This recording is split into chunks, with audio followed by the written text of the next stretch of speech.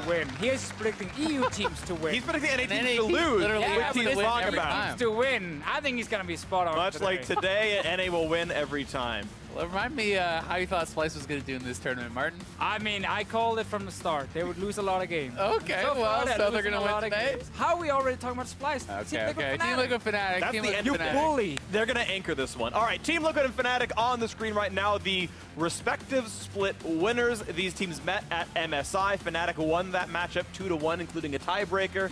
Reckless benched himself, though, and now it's Liquid taking on a bit of chance at revenge right here. And we'll see what happens as the Aatrox is banned away. So Slash Whip will not play that one. I like the Sejuani ban. We had yesterday from McSmithy. He was really good on it. Respecting the fact that he is so good on tank junglers is smart. Yeah, definitely the case. But Smithy is also a guy who is pretty versatile, and I wouldn't be surprised to see him leaning towards something like a Kindred even. We haven't seen him bring it out since the buffs just yet, but he has really been a fan of the champion in the past, and it is very strong. Nocturne, another strong one, and you can see the respect ban on that Caps. Yasuo was really good on it at MSI. Yeah, across 8.12 in the top 5 regions, Nocturne had a 99% presence rate. There was like exactly one game it wasn't drafted in some form. This is the micro patch where his base AD is down, the ultimate attack damage ratio is down a little bit, but still obviously a very highly sought after jungler. And Xfinity gets that one first as Tilly is going to flex jungle mid here for Fnatic. Exactly. So Zoe is still open as well, could be grabbed by Pobelder if it doesn't get taken by Fnatic. But if they do, of course, they kind of show already their mid lane choice. Oh, Alistar. I always think, too, when you are facing against a Nocturne, you have to be very careful about what the top lane matchup is. If Impact is able to get a bully top laner or something, like a Renekton, it can be very, very difficult to actually survive the dives against that sort of play style. And Lulu here would be, Zoe is the one normally. I mean, we had this situation where you get like Nocturne, Zoe, Aatrox. We saw yesterday. Now, of course, Team Liquid already banned Aatrox on the side, but still, two very, very strong picks. I wonder if Caps will grab Irelia for himself in the mid lane, if he just will take the Taliyah. Aurelia certainly is a possibility, but we also have to remember that that was one of the only champions that actually had significant nerfs on this patch. Was nerfed kind of across the board, took some hits, on most of her abilities, but definitely is a very powerful counter matchup. Could also go Talon. Yeah. It is open right here. Zoe is squishy. She can't get away from him. Yeah, if you want to move the Taliyah around right now. Of course, Fnatic are still opened up to do a potential funnel. We've seen a Taliyah funnel actually very recently over in the Pan-Asian Rift Rivals. And man, it sucked. It didn't do very well, but it did exist. He was equal on farm with the other I'm not saying it's great. I'm saying the option is there because we've seen it. Either way, a very standard comp for Team Liquid. If you've been not watching a lot of NALCS, they've played exactly one non-standard comp. That was a Vladimir bot lane. Every other time, they have never run funnel. They've run marksman now in basically 6 straight games here. So a Shen, Nocturne, not a big surprise right there. Good backline access, a good protection for Doublelift, who's been playing mostly marksman. So I do really like, the blind pick Mundo here, especially as the 3rd pick in the first round for Fnatic, because you can now kind of ban out some of those counters to it.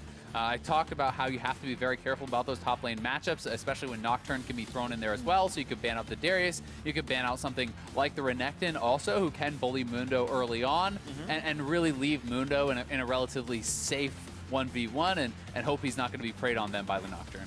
Heimerdinger is gone. That makes me sad. Source looked so good on it yesterday, but I understand from the NA teams, like, you don't want to deal with it. Because against good Heimerdingers, it feels like there's so little you can actually do to shut them down in lane.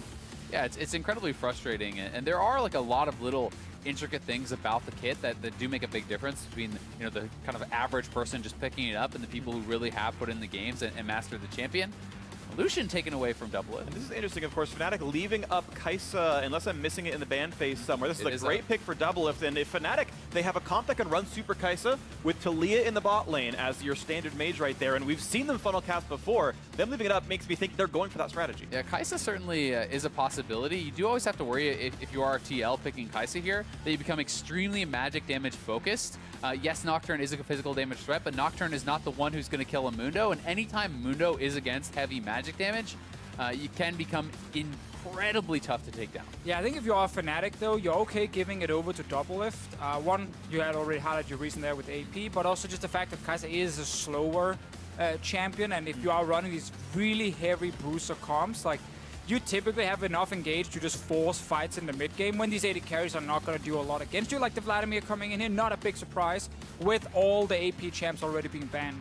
I was going to say, I wouldn't mind something like a Caitlyn with the buffs that it has in the micro patch and some of the crit marksman buffs as well, but we are going to get Kai'Sa, and I do have now concerns for Team Liquid and their damage profile. We'll see if it's going to be Shen support and they draft a physical damage heavy top laner. If you draft something like a GP or a Nectin, I think that covers a lot of those weaknesses, so it makes quite a lot of sense, and Impact is very comfortable on the champion. You can even go for Klepto and kind of farm off the Mundo. Yeah, it's a really well-rounded comp on their side here. You have Engage coming from a Nocturne that can start the fight. GP ult, Shen ult follow. You have great poke from the Zoe specifically and the barrel. So it's a good well-rounded composition. You can maybe argue it's not very tanky. So a lot of the bruisers can, take them down pretty quickly. But it's going to be some big, big team fights.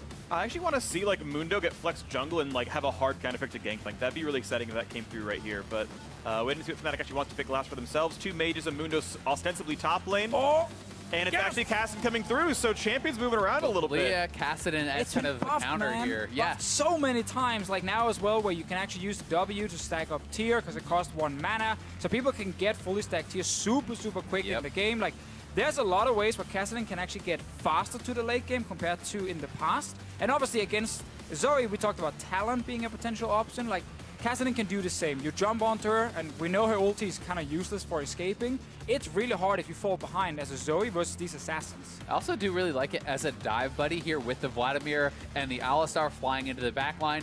Alistar can actually amp that damage coming in from the Kassadin, and if you are trying to burst down someone like the Zoe, like the Gangplank, like the Kai'Sa, they can be very vulnerable to that. That being said, I always look at compositions like this and do have some concerns for what does it look like if you start to fall behind? What does it look like if you are getting sieged on with Vladimir and Kassadin? They have some wave clear from the Taliyah, but a jungle Taliyah will not be enough, so I do think so much comes down to the early game here. It's going to be an exciting one to watch for as the coaches shake hands. And I know you guys talked about a little bit ago the chance of going too heavy on magic damage in the Team Liquid side. And even though the Fnatic squad is triple mages, the only hard tank is support Shen. So MR stacking does not seem that likely. Maybe you'll get Ma out of a couple of champions here, but these champions can still be burned through despite a single damage type comp for Fnatic.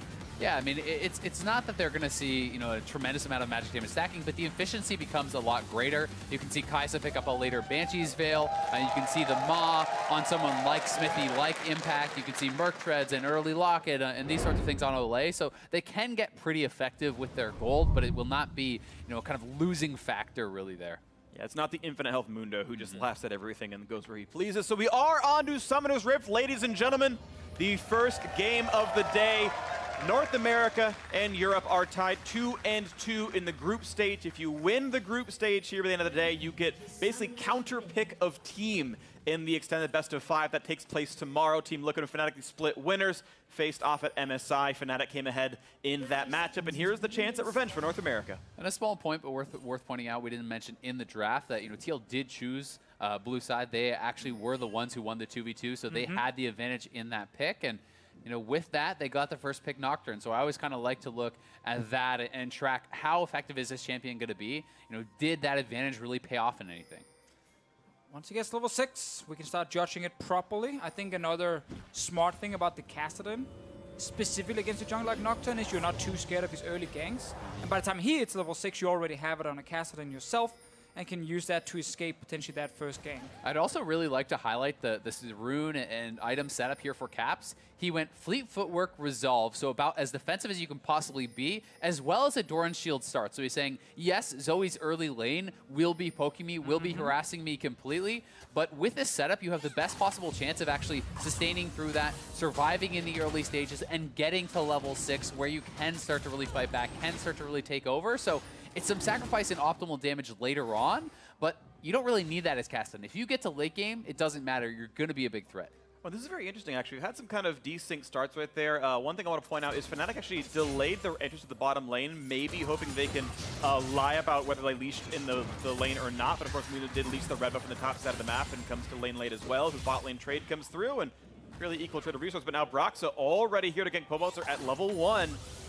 I think he's pretty close, though. It's going to be the bubble, and it's not going to be too much hard crowd control. And here comes Nocturne around the backside. Broxah's days are numbered. First blood at 2 minutes and 10.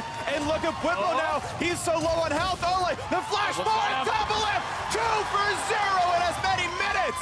Liquid off to a huge lead. What a start from Team Liquid here. Pobelter baiting it in the mid lane, landing the sleep onto Broxa, and that's an easy first blood. And then they win the trade bottom lane. Vladimir only level 1 at the moment, and just Whippo, Hylissang, not a great start for them, and Broxa very greedy in the mid lane. Yeah, definitely the case. Hylissang trying to actually knock Ole into the turret, just barely doesn't get him in range there, and you know, we have seen this a lot. You know, people not respecting level 2 in bot lane, but here it is again. The Sleepy Bubble Trouble sets it up. Smithy is in position, flashes straight in, full commit. And let's remember, he's ganking for a level 2 Kassadin. Like, there's almost no damage coming from him. That's the trade in the bottom lane here. Whippo could maybe just kept running away from the start, but he actually wanted to get a hit on Ole to see if he could kill him, and then Doublelift gets in range. And that was a beautiful taunt from Ole, setting that up at level 1, gets the double taunt through, drops the ignite, and Mark's been looking pretty viable. Also, Azil, you said, you know, if the Fnatic draft starts falling behind, it gets really difficult. Not only you gotta scale the Kassadin, you don't have any sort of wave clear. Well, they're behind now. They're trying to get back. Brox is on its way bot lane. Brox is behind Liquid. There's no flashes available, so if you can get that one to set up, oh, the that's Super Cover horrible. gets out of range, and the Shen can walk away from the brush. Actually, Hex flash to make sure. I mean, he's level 2 still, and now you show bot lane at level 2. Smithy can go into your topside jungle, take that away while the Kassadin's being pushed in. But that gank should have worked. Like, you have flash on Hylissang, you have no flash on Doublelift, but horrible knockback from Broxa, completely missing everything, and therefore Doublelift just walks away. And you can question, why does he actually spend that before the flash combo is used from Hylissang to guarantee it? You know Doublelift is without flash from that level 1 fight, so definitely some poor execution here in the early moments from Fnatic. The call was good to go bot lane there, even though it was risky level 2, because it should have given you a free kill onto the enemy Kai'Sa, but when you then completely misplayed, you just end up looking like a fool. Well, unfortunately, foolish for Fnatic, but we are going to take stock back of this game. An 1,100 gold difference as we look across the lanes. Pretty equivalent in the top lane, despite the first blood assist. Mid actually still pretty good for Caps. He's got good farm so far. Has TP if he needs to get back to lane at some point later on as well. And Fnatic right now a bit of shove in, looking for their possible opportunity. A taunt to get out of range. As Double full super charger to walk away. Smithy's around now. Potential gank number 2. No flash on Whippo, we have to remember that. But he revealed himself. All right, they saw him, so he's not going for it. I want to highlight one small thing now. We had so much focus on the junglers. This is the first time this split we see Brox's Talia. And so far, it's not been great. First gank in the mid lane and then missing everything on the bottom side. Rough start for him. And Whippo is without his pool right now. They have to be careful about this. Aftershock means he's so tanky, though. It's kind of nice. Just he knows he has a keystone up, goes for the headbutt into the wall, and it's really good damage. Comes out ahead on that trade. Ole does not have an easy way back to lane. He has to walk away and heal back up because He's coming again. Yeah, if they push up too far, they're trying to kind of bait them in. And Smithy is behind Whippo. No flash Vlad. And they're going to go in for that champion itself. He's going to be feared up. But there's a flash forward. They're going to get that kill into Ole. No, he taunts back. And he has to stay out of range. Now here comes Kassadin. Caps is 5, but Whippo gets that kill first up. Another chase on a double lift. He's very, very low. One more hit. And Soaz shows up. The 2 TPs work out as Hylissang walks out. A great bot lane dive for Fnatic 2-0. Yeah, nicely played there by Fnatic. The double TP coming through. They're actually sending 5-man bot. They're going to try to commit and take the first tower, perhaps. You can always argue, is it worth it to TP for kills here? Well, they also saved one of their members, and if they get the turret or at least a ton of damage on it, it probably will be worth it now. But there is some free time for Impact. This is dangerous. Impact 5, once again looking at a possible fear. This is a really good ulti across as well. Whippo, you have to try to get away from this one, but look at the damage out of the back end. They've got 1 for 1 so far. The taunt lands though. Can they knock down Kassadin? Flashes away, tries to stay alive with that ultimate, but the ignite is ticking down. And Ole gets that kill. 2-1 in that exchange. Team Liquid make it up. So in the end, TL get a bunch of kills. They saved the turret, but now they were the ones TPing down to the bottom lane here. Impact used both ult and his teleport. Meanwhile, mid lane, Pobelter right now is pushing in. Yeah, Pobelter never TP'd, so he's pushing in. He's getting a bit of turret damage here, and Liquid comes out with the additional kills here. Smithy moving in, looking for the play. But this is a very fast double TP actually coming in for Fnatic, and they look to turn it around. Yeah, so they know, okay, there's no flash here in the bottom lane. We can get at least 1 or 2 kills. And then they also look towards the turret with Broxa, who's running from the jungle down to join the team. But because GB is ulti, and there's another TP coming in from Doublelift, well, in this meta, you can randomly show up with 3-4 members when people do not expect it and turn it around. Yeah, Whippo took a lot of damage there. Actually, the turret shot plus all the initial damage there from Smithy. Caps barely burning down to the ignite, but you know, this is a good kind of counterplay to it. overall, TL certainly comes ahead in the play, but I think it's good to see Fnatic being proactive and looking for plays after falling behind. Oh, might get more fights here. Xmithie's only level 5.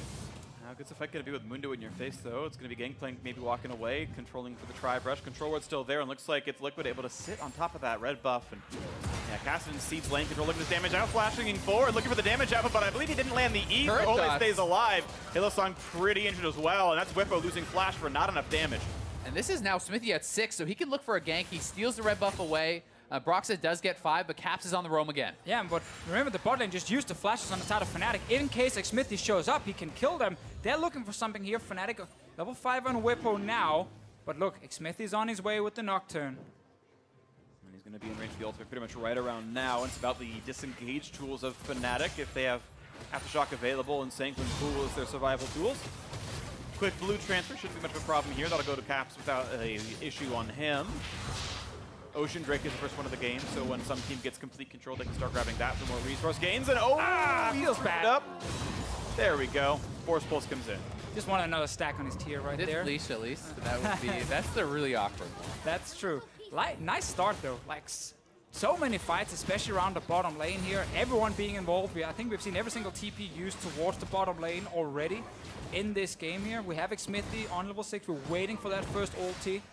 Flashes on the other side of Fnatic. Only Brox is sitting with it ready right now. And Xmithie really wants to go bot with this. You can actually go get in there. If you can apply your fear, that can give Plasma 2 double lift, and he can kind of follow up there with his own ultimate. So if Fnatic continues to play aggressively, it gets very, very dangerous now that Nocturne is post 6, and they're going to have to really be cognizant of where this Nocturne could be, which allows Double Lift a little bit more freedom, a little bit more safety to farm without then jumping on him. Yeah, because your window towards the top side is kind of closing. Once Mundo gets Sunfire completed, against double physical damage deals on the side of TL with GP and Nocturne, he's getting harder and harder to actually shut down, and is it then worth it? But for now, he can still do it. There's not that much defensive stats or armor on the side of Soas in case he goes for tower dive. He's around the top side. Yeah, right now Xmithie getting a bit of control over this side of the map, and Rox is now heading towards the bottom lane, so no ganks top for at least a little while here as we wait for the first paranoia of the game. Checking in on gold, 1,700 the lead for Team Liquid, and that's actually a lot of that at this point farm. They're only up a single kill. So a lot of extra money in this squad from efficiency here as the blues handed over, but Walter feeling good. Gangplank, of course, printing money in his own right, but either way, it's farm leads in a lot of places. Yeah, I mean, Xmithie has a big advantage, right? And a lot of that is because of kind of the failure of Rox's early gank, dying, then going bot and failing that gank still at level 2.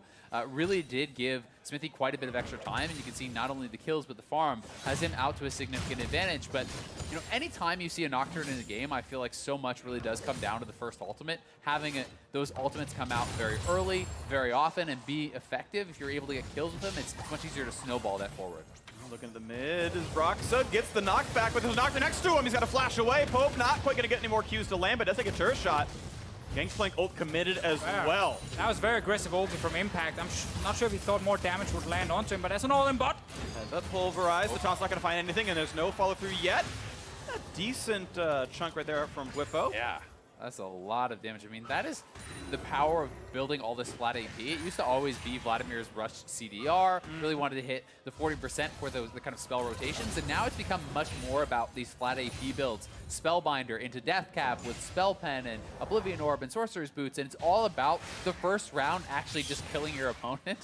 And it is extremely powerful, but if you fail your engage, if you fail your pool, then you become so worthless. It's kind of the first 2 to 3 seconds, it's fantastic for the Vladimir with all the upfront damage, and then once Kai'Sa gets her Rage Blade, then suddenly her damage after some time that she can return is enough to just take down the Vladimir. But that's one of the reasons we see a lot of support like Alistar now being back in here. We had a lot of time with range supports being played, but Alistar, who can force a fight into quick burst from a Vladimir, kills most AD carries. Kai'Sa is going to try and stay safe with the Shen here, but it's going to be tough.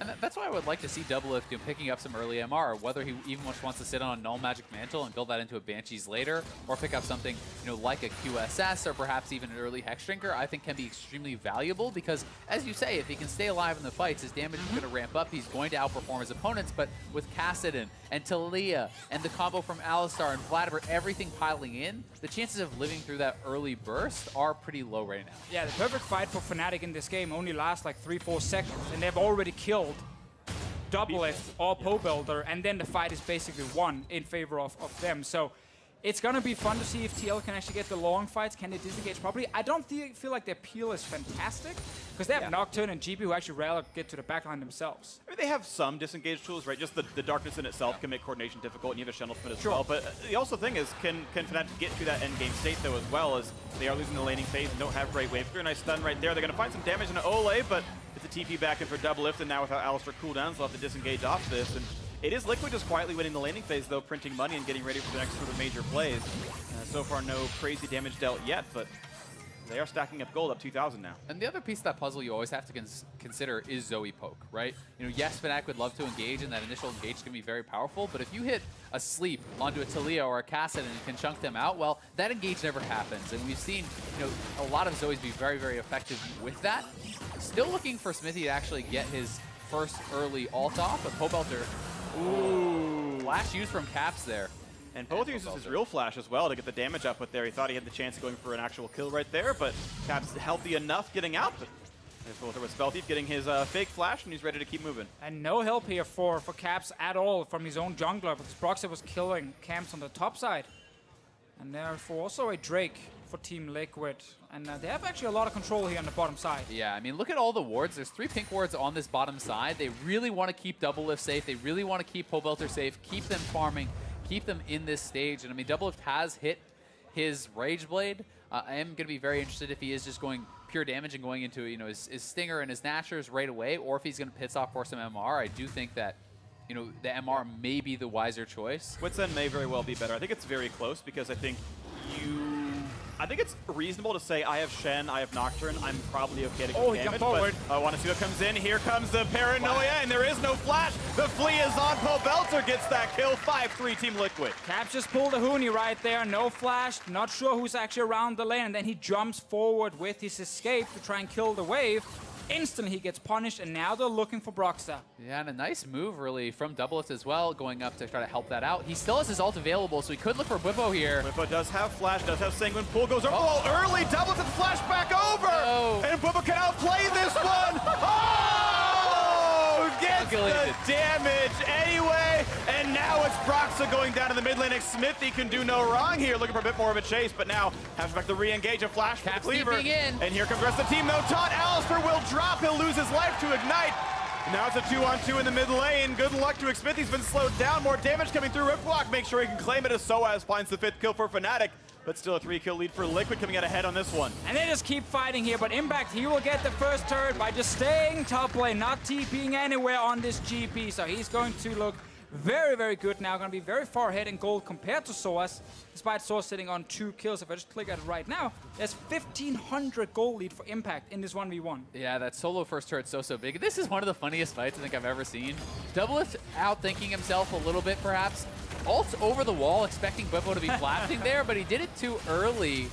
So Bwipo flashes over. The last Q shot there, taking him down. We'll watch this replay. I want to talk about that later, but this is the fight in the mid lane. We didn't see Zoe go down, but a great setup by Hylissang. So they all in, probably not expecting that Nocturne would still be in the jungle and could show up behind him. The moment he's there, after actually that sleep landed onto Broxah, that was huge, because it made it easy for Xmith to land his damage and take him down quickly. And of course, then Cap TP's in, and it's now a chase. 2 members taking him down. And good thinking by Ole there, realizing, okay, well, Smithy's probably dead, but I can actually get a kill here for free on the support. Camping out in the brush, not trying to taunt a peel. And there is a Fnatic sneaking in this brush, going to be looking for Doublelift. They need to stay spread against the Alistar combo. If you are grouped up, you both initially get hit, it's going to be dangerous.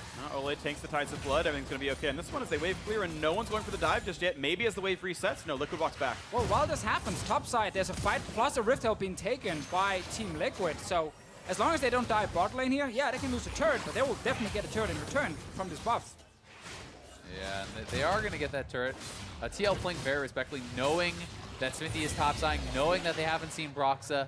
They are assuming that he is down there in the bottom lane, and they would be correct. So they give up the turret, but they get the Rift. The turret was low anyway, and as you said, they can look to try to go for a positive trade, and especially with Nocturne ult up, with GP ult coming up, if you can get a kill, you can potentially snowball that into 2 turrets.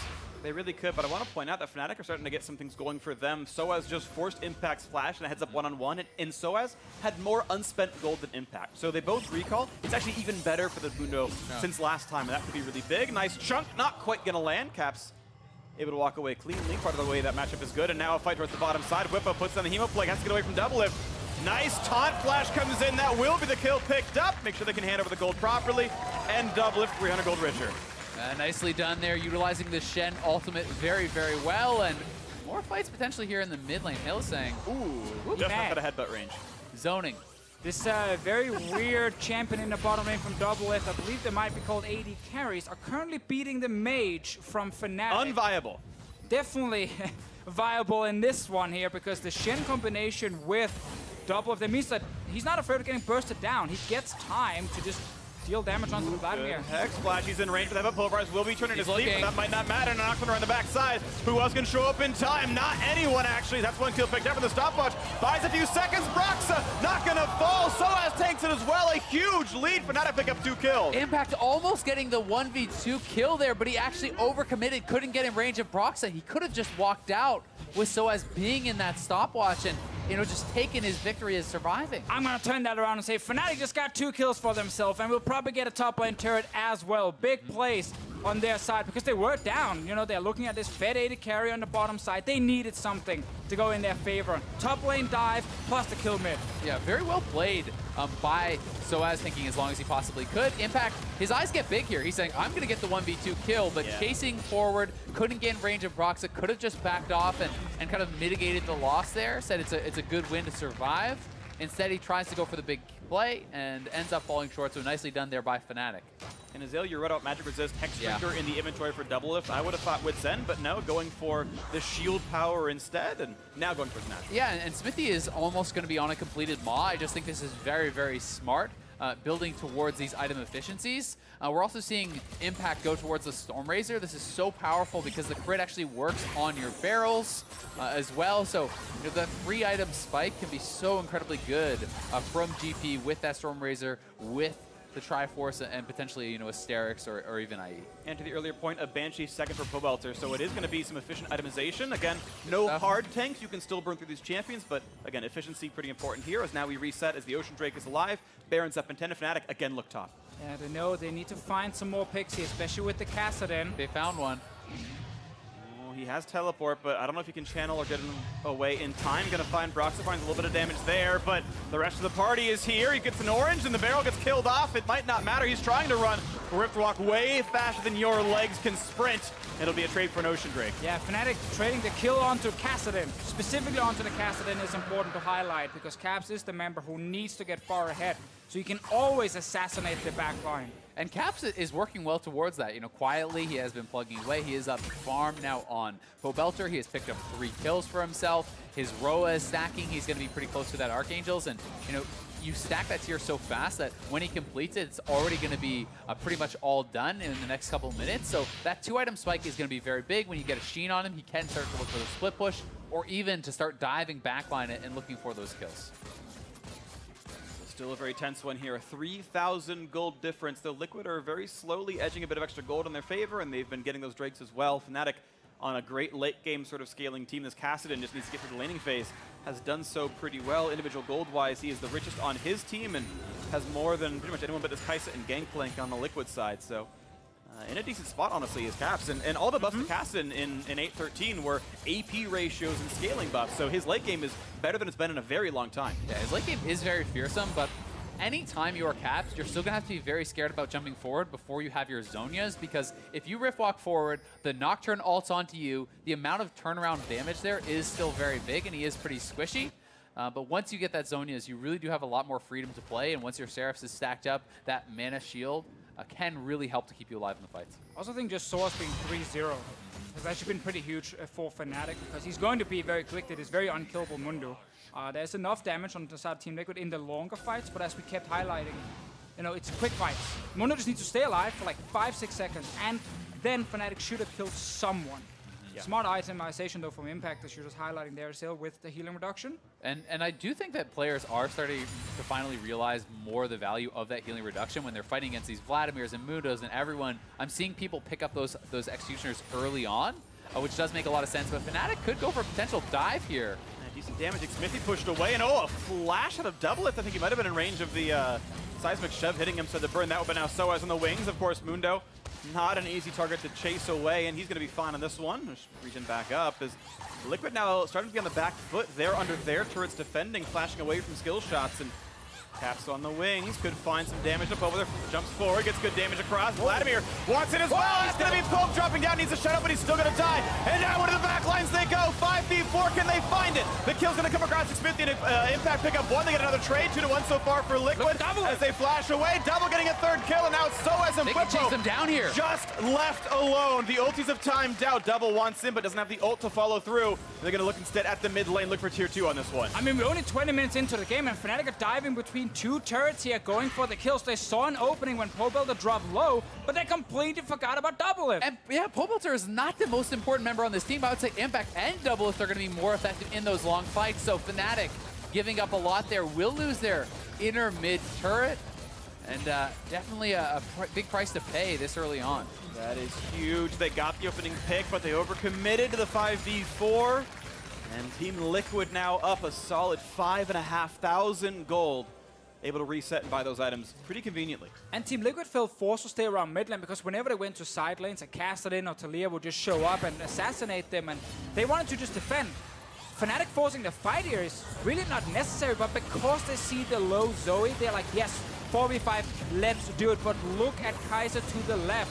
Gets out of all the CC, and now she can just return and deal damage. Yeah, and Treket's ultimate, the nice ultimate over the wall, utilizing those plasma that were onto Caps, moves him out of danger from Soaz and Whippo, allows him to pick up those 2 kills, and really getting to a very strong point now. Nasher's completed as well. Probably also going to see Impact being towards the top in terms of damage done in that fight. I think the ulti landed on all 5 members for the entire fight from that GP. And that is triple Hexdrinker now for TL, so they really are, looking dollar for dollar at the magic resistance, saying this is incredibly effective, and I do think that it is very intelligent. We may see, those upgraded eventually, QSSs and things being picked up, but Impact has to be careful because he is being preyed on a little bit in the side lanes. Fnatic has been looking for him. And I also need to be careful about the Baron, because there are 2 members bot lane at the moment. Flash in for this one. There's not an easy way out for Impact. Losing the first barrel, Lux is going to find much of anything. Going to try to run the move speed, but another Ripbox available. He's going to have the damage, and there's the kill picked up in the 2-on-1. But now double TP for Fnatic. They can go straight to the Baron here and 4v5. TL's going to back out. Try to smite. They're going to find a bubble. And on this one, they're going to try to burn down Cassidy and Moon. They got one so far. And the jump forward. They might have this one. Caps' days are not, but he's going to get dropped out right there. That was so clean from TL. The immediate taunt as Mundo comes in, bursts down before having any chance to survive. No ultimate available. They pick up Caps as well. And TL outplaying Fnatic across the map. They just got double TP blown right there. Fnatic's plan was to kill the bottom lane GP, go straight to the fight, and have people ready. But Hylissang was not close to the Baron. He couldn't get in time. And that meant suddenly it was actually 2 members only from Fnatic fighting against all of TL. Exactly. I mean, Fnatic thought that they could go for the pincer move, collapse from both sides and kill everyone. Instead, TL pulls off, attacks the weak side with the 2 members in a 4v2, and the rest of Fnatic was not grouped up. They could have played this more slowly. They could have TP'd to a ward, perhaps closer to their team. Instead, they commit to this, and TL goes straight for the fight. But also missed calls here from Fnatic. Honestly, 2 of the members walked behind the Baron to just put a ward over when the call was, let's fight them. We're TPing in, so they were not close. Round 2. Control wards in for both teams. Whippo tunnels himself in, but actually slightly cut off the Cassidy. Either way, it's going to be enough, and the warning says, okay, the jungler's in range for the smite. Let's not risk this one out. Broxah does have his flash, and has been a good smiter from what I can remember of international competition. Smithy, of course, great in his own right, but discretion the better part of Valor here. They're going to back off. Cloud Drake available. And I want to see if they wait until 29 minutes to kill it to force an early Elder spawn. Kind of interested to see Olay actually go for the early Knight's Vow instead of something like a Locket. I really think would have been actually a lot more effective against all this magic damage coming out, all this AoE. It is arguable, but living through that initial burst with the Locket, with the Moss Shield, with all these things can be very, very effective. And I think Doublelift is now going to work his way towards a Banshee's Veil also. So really looking for maximum efficiency. And it does get tougher and tougher for Fnatic unless they can kill someone instantly at the start of the fight. Yeah, and I think that's why he's going Knight's Vow, because he only cares about the one guy, which is Doublelift. He's also probably going to ult to double lift with the Shen and just say, I need this guy to survive. Might be more effective for the entire team with a Locket Shield, but as long as double lift is there, he's extremely fed on the Kai'Sa. Fnatic, they just run out of damage after the initial engage. Yeah, and with Caps, you know, itemizing towards this Lich Bane third, still no Zhonya's. So while he is going to do an incredible amount of damage, he's so vulnerable himself. And we have seen PL always turning towards him as he goes in. Yeah, they're actually trying for a pretty big play here, Fnatic, but just a little bit afraid of this one. Impact, he burns the ultimate to scout out and says, okay, yes, they were hitting it. People are around, but gonna stop this one. So Fnatic had the kind of the option of looking at that rush as TL had put so many players on the right side of the map, but no punish. TL's just going to shove mid here and look to actually force Fnatic to come to them, and this is the right choice, so you get mid lane priority, then you can go over to the objectives and really kind of reestablish your vision control. So TL playing calmly, does have the 3-dragon advantage, and you know, in these extended poke trades as well, the double ocean can become pretty big. So, you know, having that on the side of TL, allowing Zoe to get that poke and then try to heal back up from any traded damage potentially could be big. Right now, Fnatic kind of running out of space. Mentioning champ select. Wave clear's not great. Sieging could work pretty well. 6 turrets already gone means only the inhibitor line and the turrets in front of those left up as TL can go between mid lane, top lane, bot lane, and of course that Baron Nashor is going to pull their opponents apart. Minion wave should be in their favor. All of them can wave through quite quickly. Fnatic's only way back is fighting. It's not going to be sit back and try and stall the game here by wave clearing. No, no, no. It's going to be looking for TL to start a Baron, and then you can engage from 2 different angles. Or if TL is trying to push forward in one lane, you look for the flank. Hylissang's flash is available, which is huge for the start of the fight. Sadly for him, every single member on the side of Team Liquid can actually flash away when he goes in. Not getting the rid of the mid wave.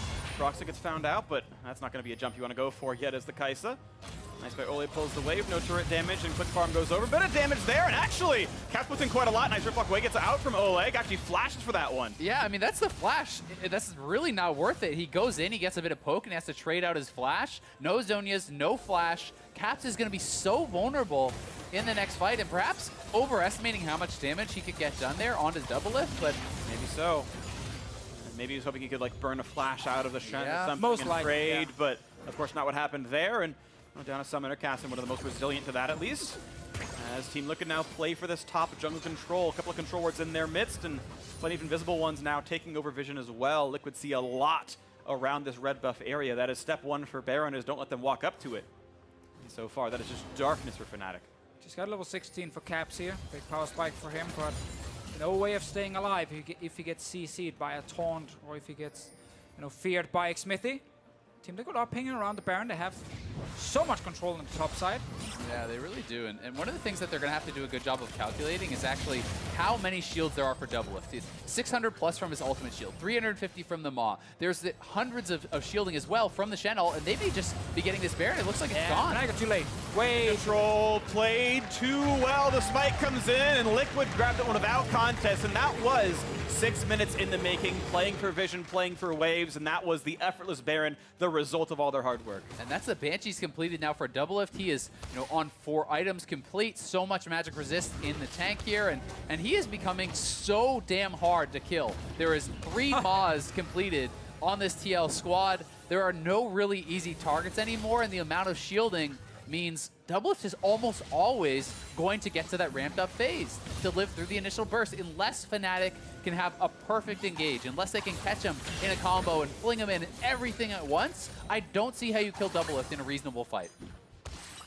Well, you're going to hope for an unreasonable one. That's what you're going to play for, right? Is try to find those crazy openings where you can poke off the Banshee's Veil shield. Whipple gets the full charge. He's got the 100 stacks there on the Spellbinder's Orb, and like that burst can exist. Like everything lines up, you do get that amount of burst, but that is the stars must align. Yeah, I also think Fnatic really want to wait just a couple of minutes for Void Staffs to be ready. You can see both on Whippo and Caps, they're building towards them. No flash on the Kassadin.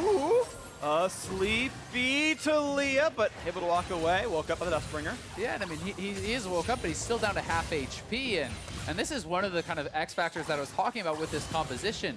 You have the Zoe poke, and anytime Zoe is able to catch Broxah or catch Caps with that poke, it is going to be so meaningful. It makes it so that they don't get to then engage those fights, or they're very vulnerable if they do. Because if you are engaging a fight as a half HP Talia, well, that's a one-shot from this Nocturne with a level 3 ultimate. Yeah. Looks like drop portal coming through for Ole. I do believe that's the build path in this day and age. Of course, Banner of Command no longer in the game, and you can find something else to summon minions to knock turrets down. The crowd partially cheers for banner removal. Don't disagree for what it's worth. Or they miss it. Who knows? Who knows? I say their favorite words. Nathan Fillion and Firefly. Woo! You know, that kind of thing. But thank you, my kind of audience. Either way, though, turret's now under siege. Baron buff is on, and Fnatic have to defend right here. And it's always an awkward spot when you're trying to defend the base at this angle, because GP can be looking for barrel chains over the wall. They have the pink ward actually set up for that, and TL pushing in from multiple sides. Ooh, that poke.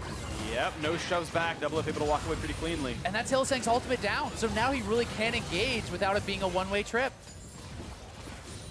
Aftershock not going to keep you alive against as much damage, that's for sure. As poke comes back and forth, Cleaver's thrown, another chance to shove, rid of the cannon minions, and Fnatic have weathered the first few minutes of the Baron buff now. 50 seconds left, that's 2 waves. We have Void Stuff number 1 here for Caps. Number 2 should follow very soon for Whippo. They might only get 1 fight on the side of Fnatic, and they have to win it. They're TPing in behind. This could be it. This is the play. The flash pulverize gets 2 in the back line. He pops the hourglass, and now it's cast in the back line. Looks for the damage of Poe out there. He just can't make it happen. Double F shuts them all down. 2 for 0 impact, running for dear life, and he's gonna stay alive. Whippo falls well, a double kill for the lift himself, and it's now Soaz trying to get it, but the fear is on. The back line is there, a triple kill for the Kai'Sa, and Soaz is going to drop for this one. The base is left open. Liquid able to run it home. Not even close to enough damage there for Fnatic. The desperation play comes in, but they will fall, and TL are going to take this one. Soaz makes it interesting, but 19 to 10 the kills. The minions are there. Fnatic are dead, and as Baron runs off, Liquid get the first edge in the group stage for North America. 3-2 the current standings as Liquid get revenge for MSI. That's such a big one here for North America, because they know you've got to look towards Team Liquid if you want to guarantee some of these wins here. They take down Fnatic. Very competitive game, and Team Liquid and Fnatic, they were both very active in the early game, but it always felt like Team Liquid was slightly ahead, both in terms of farm, but also they won some of these early trades. I mean, at 2 minutes, it was 2-0. The bot lane one heads up 2-on-2. Slightly ahead, The mid lane one up 2-on-2. There we go. But they farmed really well. I mean, they did play a controlled game. This is Liquid. They are the most standard teams in NA, and they win through lane, through good mid game. And draft and damage profiles actually did come into play quite a lot. You saw how efficient the itemization was here for TL. You know, even with them diving in, there's so many shields to break through onto Double If. Not only do you have to deal with all the damage reduction from the MR, but there was well over 1,500 worth of shielding on Double Lift in that final fight. And that is so tough to burst through if you are not way, way ahead. I just saw it to coordinate as well. The last engage we saw here, Hylissang didn't have his ulti, he had to use a stopwatch. He jumped in before Caps even got to the fight. He had just finished his TP. And then obviously you can't really get to the carries you need to. And the moment we saw the Cassin jump in, Double Lift was like, okay, shoot him twice, and then he's dead. And that's what you can do with a late game AD carry, who, by the way, did really well also early game. Yeah, definitely did do really well. But it's been kind of fun to actually watch this game, because it's one of the things that we were talking about coming into Rift Rivals is these differing styles. And, you know, G2 very well known for their excellent funneling, and TL trying to play it very standard. Fnatic going for these kind of more just bruisery bot lanes with mages and fighters and all these sorts of things. And we are seeing a clash of these different styles, and at least for now, TL and the standard composition does come out ahead. Yeah, so far Team Liquid undefeated here at Rift Rivals so far, 2-0, I believe, their overall total record. And some of these margins, I want to say, were very, very close. That bot lane 2-on-2, the headbutt put him within 50 range of turret shots. Like, that was so very, very close to him getting 120 damage from the turret, dropping, getting a trade kill down there. That lane then looks different, and the whole texture of the game can be quite a bit more. But the way it worked out, Liquid had a convincing win. So now to hear more about the victory from Team Liquid, let's send it to Avali and the victorious 100% North American mid laner. Thanks, guys. Congratulations, Pobelter. How good does it feel to take down Fnatic and seize control of groups for NA? Feels pretty cool, I guess. Wish I had played better, but feels good that we won. Peter really popped off, so did Ole. Now, this was a pretty hyped matchup. Were there any doubts coming into this game? No. None whatsoever, just pure confidence. Well, what about the rest of EU? Are they living up to expectations and all the hype that was built around them? Well, I think that Fnatic and G2 are really strong teams, and I think Splice is all right too, but they don't have that much international experience, so they're not really performing that well yet. Really, it's just kind of, I feel like it's kind of weird because the group stages can go any way at all, but then the only thing that really matters is the best of 5 at the end of the weekend, so it feels kind of weird because I was thinking, what if one side just went 0-9 and then that team just like sweeps the best of 5? Then it's like none of that would have even mattered. That is true, but you play G2 later today before you hit that best of 5. So what are your thoughts on them? G2 has they really like to funnel, of course. Like we saw in most of their games in EU, they funneled. So we did scrim them leading up to this event, and they didn't really play that strategy against us. So I think they've been hiding it, and I think we'll just be able to see whose strategy is better, and then whoever wins, we'll see what happens in the best of 5. Well, I wish you the best of luck with that. Congratulations again. And for more on the game, let's hear from the analyst desk.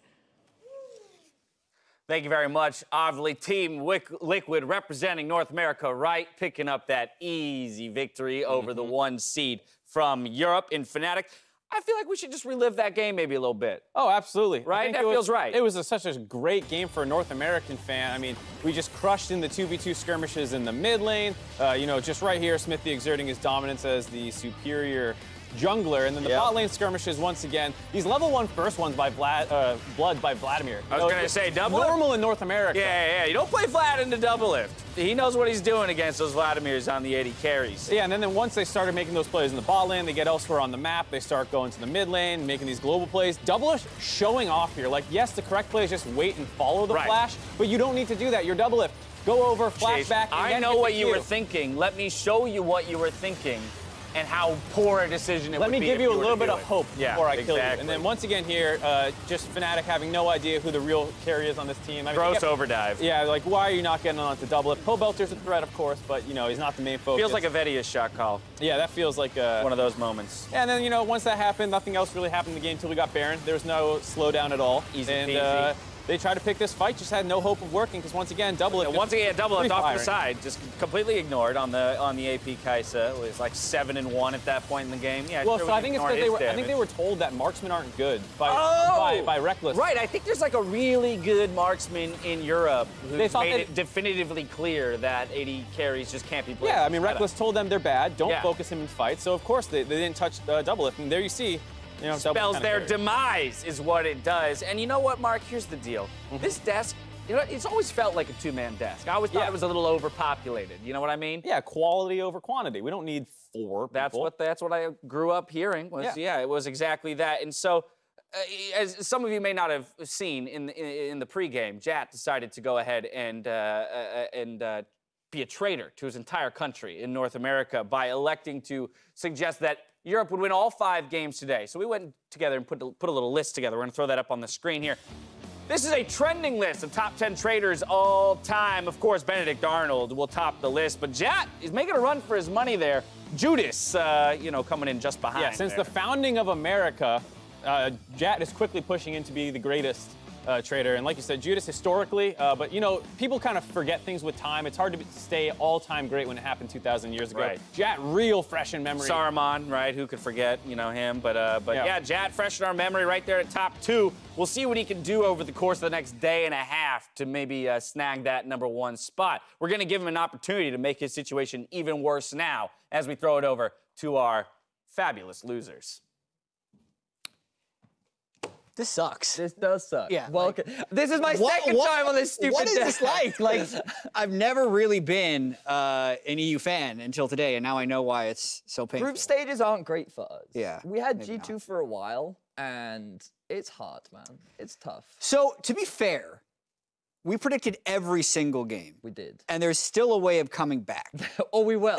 You just have to win every game for the rest of the day. I can't believe they made you a greater traitor than Judas and Sasuke. Or J.R. Smith. That was my highlighted list. We're going to go through this game from the EU perspective as well for the Fnatic highlights. Like, so this is lag, I think. This is EU not being used to. I think you guys play on like 60 ping. It's like crazy over here. I've just been informed it's not from the EU perspective, it's from the losers' perspective. However, I do think for the most part this was a good dive by Fnatic. They tried to bring this back. This is another play where they're actually being a little bit proactive. But what always happened to Fnatic in this game is they would push a little bit too hard and just give kills up on the back end. Like every beginning of a play was pretty good, right? They'd start with the kill, but then they just continue to chase. This play is another one that I believe actually worked out pretty well. Yes.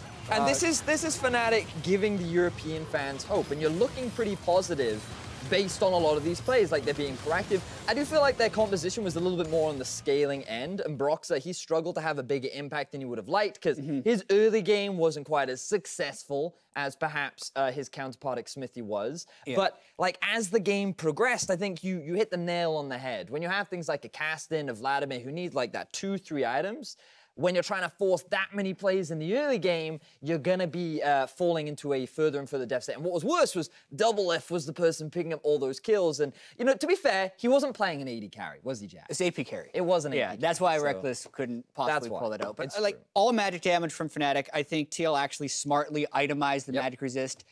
It was good to see from an NA perspective, I guess. Great. First blood on day 2 goes to NA, and I'm apparently disappointed. We'll see if EU can retaliate in our next match of the day. I said they will. G2 takes on Echo Fox after the break. Go G2. Go G2!